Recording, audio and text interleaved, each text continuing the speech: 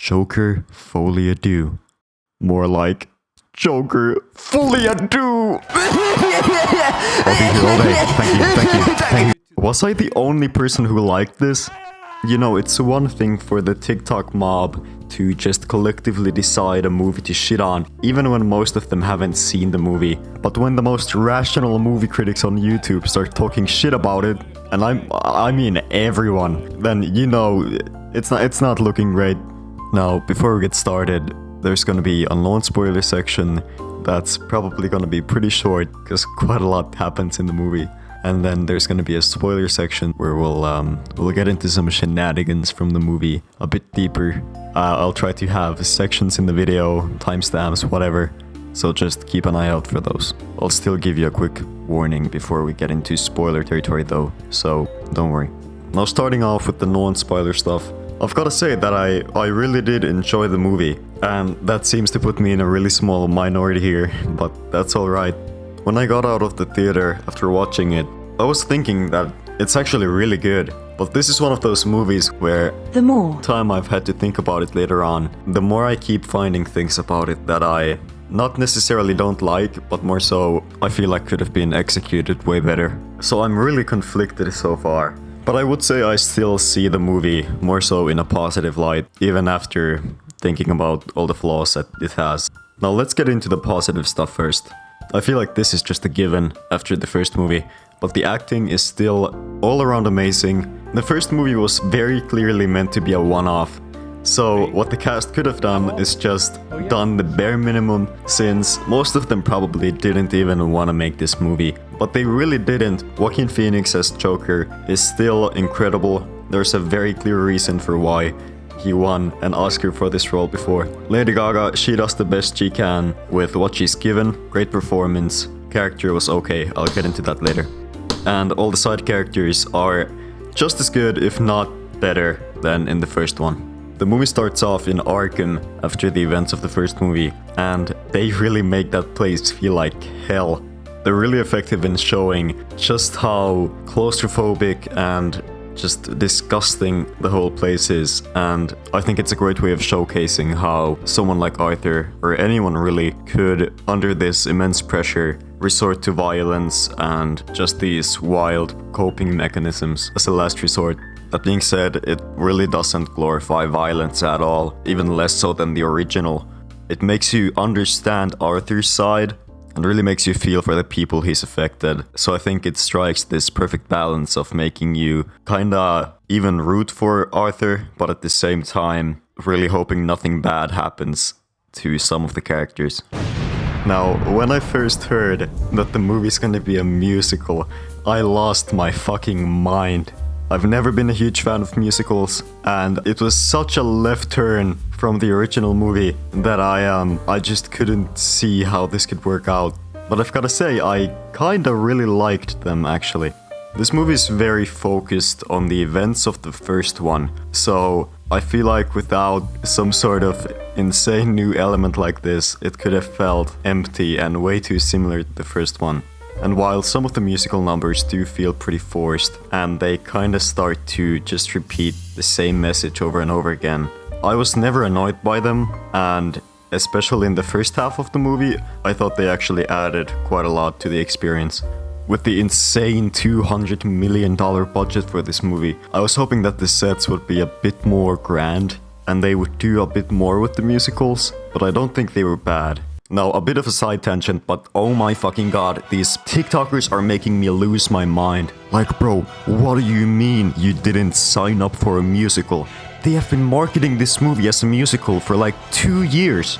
I feel like so many of these people just let their opinions be completely based on how other people on TikTok feel about the movie, and they're just not willing to give it even the smallest chance. And so many people are using the fact that it's a musical as a criticism in itself, which I really don't understand. I mean, I feel like it's the perfect next step in terms of building up these fantasies that Arthur has. If you want to criticize the execution of these musical numbers, then go ahead, there's a bunch of stuff you can criticize. But if this is the level of criticism you're lashing out with, then please just shut the fuck up, get off the internet for a while, and reconsider your life choices. Anyways, Now, another thing that I was a bit disappointed by was that when they announced the humongous budget for the movie, I was expecting them to go bigger and better with the exploration of Gotham and just show more areas of the city. And I was really looking forward to that because the first movie looked amazing. But they actually went the exact opposite direction here, and pretty much 95% of the movie is set in Arkham State Hospital and the courtroom. Because quite a big chunk of the movie is about the trial of Arthur Fleck, discussing the events of the first movie. And I was starting to get a bit annoyed by it because they kept edging me by showing me these fucking incredible looking shots of the city whenever they would travel from one location to another, but then they would never stay there. That being said, I want to make it very clear, the movie looks fantastic. I mean, just because it's set in mostly 2 locations doesn't mean it can't look good. They've really put in effort, especially when it comes to lighting. It really keeps the movie feeling fresh, even when staying in the same locations. So what I think the biggest problem with this movie for most people is to do with the plot and what they actually do with the characters. Just, the general direction they go in. Now, if you go into the theater expecting an action-packed comic book movie, you're gonna be very disappointed. The movie is a very slow burn, it really takes its time, and there's pretty much no action at all. Like, it's very minimal. But I think the direction they go in just makes more sense when it comes to this universe and fitting in with the first movie as a whole.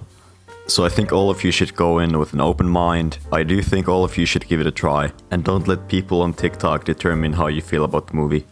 Alright, time to jump in the deep end. Here's your spoiler warning. We're gonna start getting into everything about the movie. I'm not gonna go over everything, but just the things that have stayed in my head after seeing the movie. I'll give you 5 seconds to fuck off if you don't want spoilers. Okay, you gone? Let's go. So, the Joker fucking dies. I feel like what a lot of people were expecting from this movie was that it would actually turn Arthur into the Joker. The one from the comics, Batman's arch nemesis, whatever, mastermind criminal. And I feel like that's why people are very, very divided on this movie. Because they almost completely just backtrack on him even wanting to be the Joker and then just straight up kill him at the end. So the way he ends up dying is that at the end of the movie he ends up back in Arkham, and there's this other inmate that they've been showing in the background of some scenes throughout the whole movie, and so he's in the asylum with him. So he walks up to Arthur, he tells him a joke about a psychopath walking up to a clown in a bar and then giving him what he deserves. And then he stabs him like 8 times and he just fucking dies. And while he's bleeding out on the floor, you can see in the background, it's a bit blurred out, but you can see that the psychopath is carving himself like a Heath Ledger Joker smile with the same knife he killed him with. Now, people seem to hate this ending. Some people hate it because they feel like it removes any purpose that these movies might have had. And other people hate it because they think that it's trying to connect the psychopath to the Dark Knight franchise and make him out to be the Joker that Heath Ledger played. Now, I really don't think that's what they were going for. Basically, earlier in the movie, Harley Quinn tries to manipulate the Joker by telling him that she's pregnant with his child. But then later on it's made very clear that she's not actually pregnant at all. But then right before he dies in the end, we're told that he has a visitor at the asylum, but we never actually get to see who it is because he dies before that. And then while he's dying on the floor, we get one final musical scene where Joker is singing about how he wants a son, so his legacy would be continued and his life would have some meaning. And so how I see it is that in Arthur's mind, he still believes that Harley's the one visiting him and she actually does have his child. But then in reality, yeah, his legacy is being continued, but it's by this random psychopath who just killed him. And so I don't think they were trying to make any connection to earlier movies or anything like that. Him cutting his mouth to make a Joker smile was probably just the clearest and most impactful way to show that people are keeping the worst parts about Arthur alive and taking on this Joker persona and keeping the cycle of violence alive.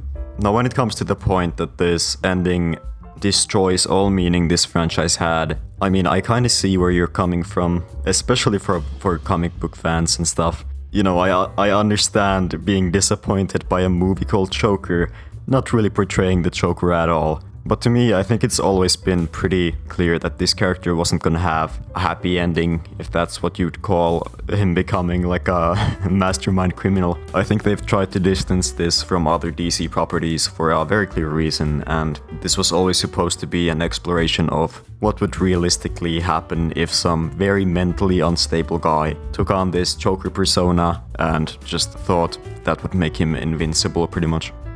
Overall, I think the ending just makes much more sense than him taking over Gotham or whatever. So for those of you who haven't seen the movie, the rundown basically is that Joker's in Arkham. He still has this huge following of people in the streets, some people in the asylum itself, and then there's Harley Quinn, who's this super fan pretty much of Joker. She doesn't care about Arthur, she only cares about Joker.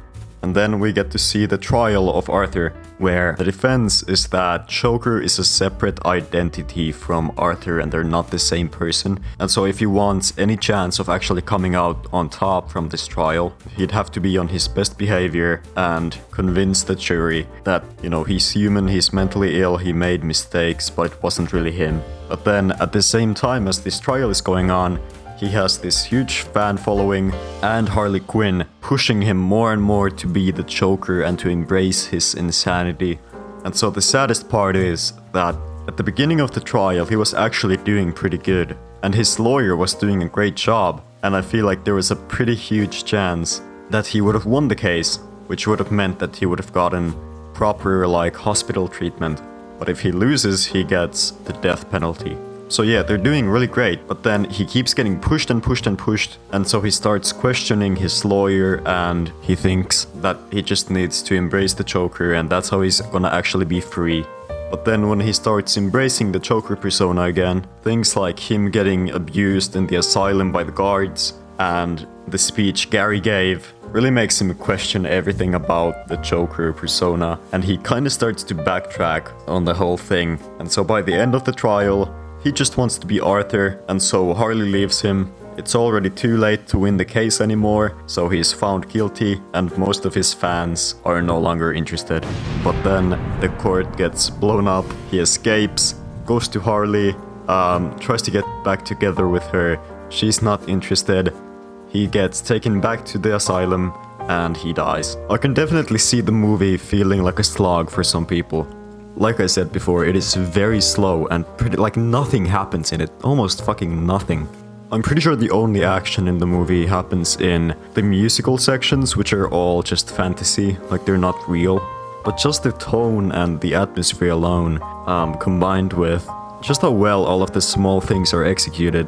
Like when they're sentencing the Joker as guilty in court, just the way they shoot it and the audio design and everything and the laugh, it's so good. And also the movie is a really disturbing watch. Like the things Arthur has to go through, especially in Arkham, it's like, it is hard to watch sometimes. I don't think I can even tell you some of the things that happen to him, but he gets fucked up by the guards and stuff like that. And so you end up feeling horrible for the guy and you kind of want to see him rise up. But then at the same time, scenes like in the courtroom where Greg from the first movie, the midget, he has such an impactful scene talking about how Joker killing his best friend right next to him has made him, you know, not be able to sleep and just has pretty much ruined his life. You really start to feel like, okay, maybe I really shouldn't be rooting for this guy. Like, you just understand why people do the things they do in this movie. Except the asylum guards, fuck those guys. I had no idea Harvey Dent is gonna be in this movie, and he's such a douche. Basically, at the end of the movie, right as Joker has been found guilty for all the murders, a Joker fanboy blows up the entire court with a car bomb. And you can see Harvey Dent lying on the floor, and I feel like they had such a clear opportunity to burn half of his face there just as a fun Easter egg or whatever, but they didn't. That was sad. So, is the plot a bit messy at times? Yeah. Can the musical things feel a bit underwhelming? Sure. Does it backtrack on the first movie? If you had certain expectations for this movie, then yes. And I feel like that's the main reason for why I like this movie and most people don't. I went into both of these movies with a very open mind and I wasn't really expecting anything. From the beginning, I've always seen these movies not really as comic book movies at all. And like I said before, more so as explorations of what would happen if this comic book character was in the real world and very mentally unstable. So while other people are very mad about him not becoming the Joker and not sticking to that whole thing, to me it makes complete sense that, you know, the world isn't black and white. Of course, someone like this, who I don't think deep down wants to be evil or anything, I don't think they're necessarily a bad person. Of course they would have doubts and second guess their actions from before and want to be better. So yeah, as a Joker movie, is it great? No, I don't think so. But if you don't approach it like that, which I know it sounds silly, but if you don't, I think it's gonna be very enjoyable for you.